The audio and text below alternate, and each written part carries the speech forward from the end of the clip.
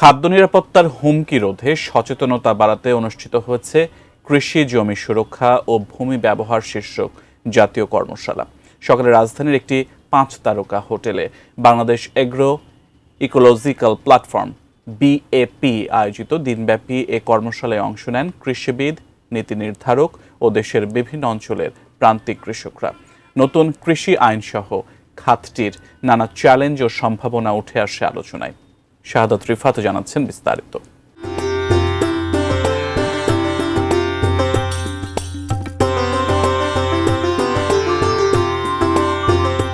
দেশের খাদ্য নিরাপত্তা ও কৃষির ভবিষ্যৎ কেমন হবে, এই প্রশ্নকে কেন্দ্র করেই চলল দিনভর আলোচনা পর্যালোচনা। মাঠের কৃষকের বাস্তব অভিজ্ঞতা থেকে শুরু করে নীতি নির্ধারণের উচ্চ পর্যায়ের করণীয় সবকিছুই মিলেই যেন এক পূর্ণাঙ্গ কৃষিচিত্র ফুটে ওঠে সংলাপে। Bangladesh agro ecological platform BAP আয়োজিত এই কর্মশালার উদ্বোধনী অধিবেশনে প্রধান অতিথি ছিলেন মৎস্য ও প্রাণী সম্পদ মন্ত্রণালয়ের উপদেষ্টা ফরিদা আক্তার। তিনি জলবায়ু ঝুঁকি মোকাবেলা, গোচারণ ভূমি রক্ষা ও কীটনাশক ব্যবহার নিয়ন্ত্রণে জোর দেন। যে আইনটা ভূমি জোনিং ও সুরক্ষা আইন যেটা করা হচ্ছে, গত ক্যাবিনেট মিটিংয়ে আমরা এটা নিয়ে আলোচনা করেছি। বছরে 1% কৃষি জমি হারাচ্ছে। এই 1% কৃষি জমি হারাচ্ছে, আমরা বিল্ডিং করছে, ইটের ভাটা করছে, এগুলো আপনার দৃশ্যমান বলে দেখতে পাচ্ছেন। কিন্তু আপনি কি এটা দেখছেন না যে রাসায়নিক কৃষি করার কারণে জমির উর্বরতা হারালে কি সেটা হারানো না? অবশ্যই।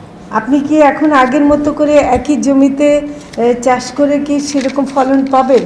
তো ফলে আমার মনে হয় যে জমির যে কোয়ালিটি আমরা হারাচ্ছি, সেটাও কিন্তু জমি হারানো। বিজলি কেবলসের স্কিন কোটেড ইনসুলেশন আগুন প্রতিরোধী। বিজলি কেবলস, নিরাপদ আজীবন।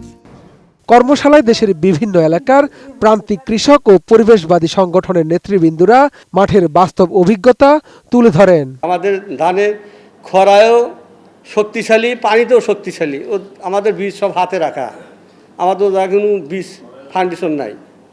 মাছের যে প্রজনন পরিস্থিতি ছিল সেটি কমে গেছে, অনেক কমে গেছে। আদিবাসীরা ভূমি অধিকার থেকে সর্বোচ্চ সবার জন্ম বংশ থেকে বঞ্চিত। সংলাপে উঠে আসে সরকারের প্রস্তাবিত নতুন কৃষি আইন প্রসঙ্গ সহ কৃষিতে নারীদের ভূমিকার নানা দিক।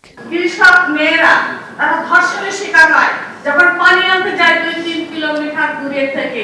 এই অবস্থান বসবাস করছে সাতক্ষীরার মানুষ। আমি অনুরোধ জানাবো, যারা নীতি নির্ধারণের জায়গা আছেন, আপনারা সাতক্ষীরার প্রতি আপনাদের অন্তত নজর দেওয়া উচিত। নীতি নির্ধারণী পর্যায়ে আছেন তারা অবশ্যই যেন এই জায়গাটাতে জোর দেন, কারণ যাদের জমি তাদেরই পাওয়া উচিত। আমরা সবসময় দেখি একটা মহিলাদের কথা আসে, যখন নারীদের কথা আসে, আসলে কি নারীরা জমির মালিক হয়? যেটা জাকিয়া আপা বলছিলেন, ছোটোকালে বাবার বাড়ি, বড়কালে স্বামীর বাড়ি, শেষ বয়সে ছেলের বাড়ি, মেয়ের কোনো বাড়ি নাই। অ্যাগ্রো ইকোলজি মানে শুধুমাত্র ভূমির অধিকার এটা নিয়ে কথা বলছি তা কিন্তু না। এটার মধ্যে পড়ে কৃষকের মর্যাদা, একজন মানুষের ন্যায্য অধিকার তার জমির মালিকানার উপর। তো এরকম অনেকগুলো বিষয়, খাদ্যের নিরাপত্তা, অনেকগুলো বিষয় এটার আন্ডারে পড়ে। শাহাদাত রিফাত, ATN নিউজ, ঢাকা।